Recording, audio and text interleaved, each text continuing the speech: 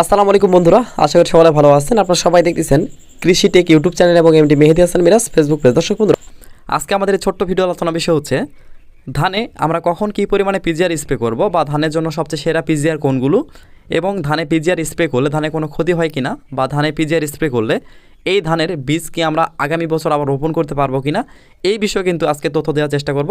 তো দর্শক বন্ধুরা, ধানের ফলন বাড়ানোর জন্য কিন্তু আমরা বিভিন্ন ধরনের পিজিআর বা ভিটামিন স্প্রে করে থাকি। অর্থাৎ আমাদের ধানের ভিটামিন বা পিজিআর বা হরমোন স্প্রে করলে আমাদের ধানের ফলন ভালো হয়, গ্রোথ ভালো হয়।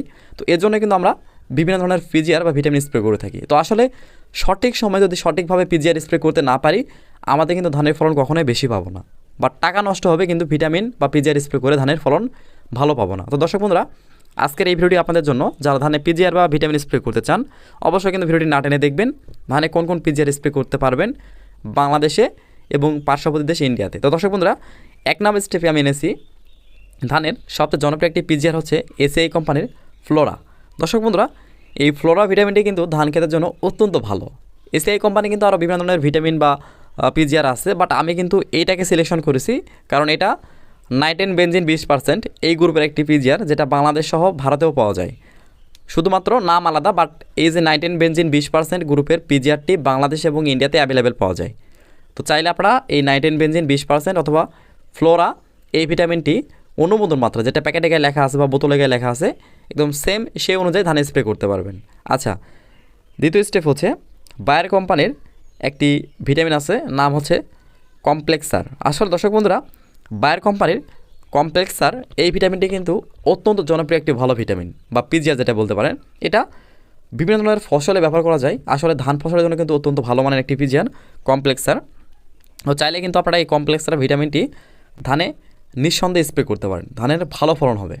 আর এগুলো স্প্রে করলে ধানের গ্রোথ ভালো আসবে, এতে ফলন বাড়াতে সাহায্য করবে। আর জাস্ট আমাদের আরও কিছু পিজিআর আছে, আমি আস্তে আস্তে নাম বলতেছি। তারপর দর্শক বন্ধুরা, আমাদের আরেকটি ভিটামিন হচ্ছে অটো কোম্পানির মিরাকুলান। দর্শক বন্ধুরা, এই মিরাকুলানের গ্রুপ হচ্ছে ট্রাইকোনাক্টল, যেটা বাংলাদেশ সহ ইন্ডিয়াতে অ্যাভেলেবেল এই গ্রুপের ভিটামিন বা পিজিআর পাওয়া যায়। ট্রাইকোনাক্টল কিন্তু অত্যন্ত ভালো মানের একটি পিজিআর বা ভিটামিনের গ্রুপ। চাইলে কিন্তু আপনারা এই মিরাকুলান অথবা এই ট্রাইকোনাক্টল এই গ্রুপের যে কোনো একটি ভিটামিন অবশ্যই আপনারা ধানে স্প্রে করতে পারেন ভালো ফলনের জন্য, যে অর্থাৎ আপনারা ফলন বাড়াতে যাচ্ছেন, জাস্ট আপনারা কিন্তু স্প্রে করতে পারবেন। আচ্ছা, পরবর্তীতে বাংলাদেশের আরেকটি জনপ্রিয় কোম্পানি হচ্ছে সেমকো কোম্পানি। আসলে দর্শক বন্ধুরা, সেমকো কোম্পানির কিন্তু একটি ভিটামিন বা পিজিআর আছে, নাম হচ্ছে লিটোসেন। এই লিটোসেনও কিন্তু অত্যন্ত ভালো মানের একটি পিজিআর। চাইলে কিন্তু আপনারা ধান খেতে নিঃসন্দেহে স্প্রে করতে পারেন ধানের ফলন বাড়াতে। যারা আসলে ধানের ফলন বাড়াতে চান, এগুলো পিজিআর নাম বলতেছি, আপনারা স্প্রে করবেন, 100% ভালো রেজাল্ট পাবেন। আচ্ছা, পরবর্তীতে আমাদের বাংলাদেশের আরেকটি জনপ্রিয় কোম্পানি হচ্ছে মিমপ্লেক্স কোম্পানি। তো মিমপ্লেক্স কোম্পানি একটি ভিটামিন আছে, নাম হচ্ছে বায়োগ্রিন। চাইলে কিন্তু আপনারা এই বায়োগ্রিন, দামে অল্প মানে ভালো, চাইলে কিন্তু ব্যবহার করতে পারেন। আচ্ছা, পরবর্তীতে আমাদের স্কোয়ার কোম্পানি একটি পিজিআর বা ভিটামিন পাওয়া যায়, সেটি হচ্ছে স্টার পিজিআর নামে পরিচিত। স্টার পিজিআরটি হচ্ছে আমাদের ধান সহ বিভিন্ন ফসলের ফলন বাড়াতে সাহায্য করে থাকে, নতুন প্রজন্মের একটি আধুনিক পিজিআর বলতে পারেন। চাইলে কিন্তু আপনারা নিঃসন্দেহে কিন্তু এই স্টার পিজিআরটি ব্যবহার করতে পারেন। এটা মোটামুটি ভালো, দামে কম, কিন্তু মানে অত্যন্ত ভালো। আচ্ছা, পরবর্তীতে এসিআই কোম্পানি আরেকটি ভিটামিন আছে, নাম হচ্ছে বায়োফার্টি। দর্শক বন্ধুরা, এসিআই কোম্পানি কিন্তু একটি ফ্লোরা বলেছিলাম, ফ্লোরা কিন্তু সবচেয়ে ভালো, বাট বায়োফার্টি এটা কিন্তু নতুন প্রজন্মের একটি ভিটামিন বা হরমোন যেটাকে বলা হয়।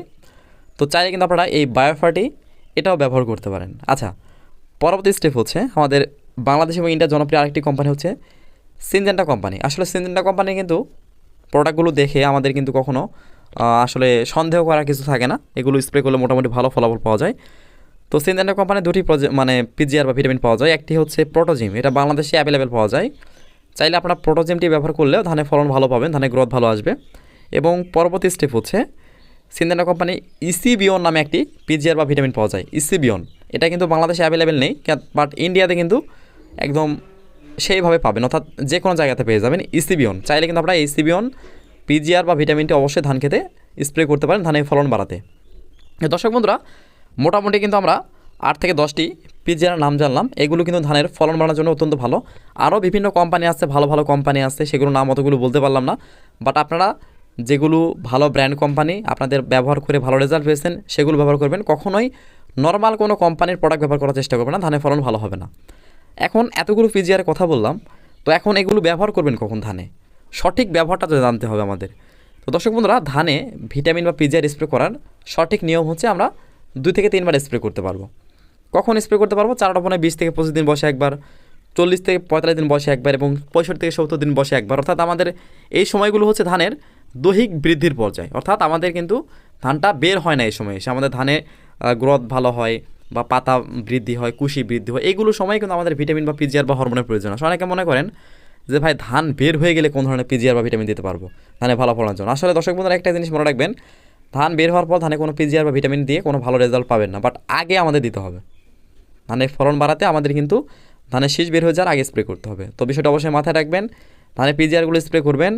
আমাদের হচ্ছে ধানে ধরতে গেলে চারা রোপণের 20 থেকে 25 দিন বসে একবার, পরবর্তীতে 40-45 দিন যেটাকে বলা হয় কায়স্থর অবস্থা যেটাকে বলা হয়, মাঝখানে যেটা স্প্রে করবেন কায়স্থর অবস্থায় করবেন এবং তার ঠিক 15 থেকে 20 দিন পর যখন ধানে গর্ভ অবস্থায় চলে আসবে তখন একবার স্প্রে করবেন। এই যে ভিটামিনগুলোর মধ্যে যে কোনো একটি, অথবা আপনি 3 বার করলে 3টাই আলাদা আলাদা করতে পারবেন। অর্থাৎ একবার ফ্লোরা করলেন, আরেকবার কমপ্লেক্সার করলেন, আরেকবার ইসোবিয়ন করলে, এভাবে ঘুরিয়ে ফিরে করতে পারেন, বাট একটাও আপনি 3 বার স্প্রে করতে পারেন।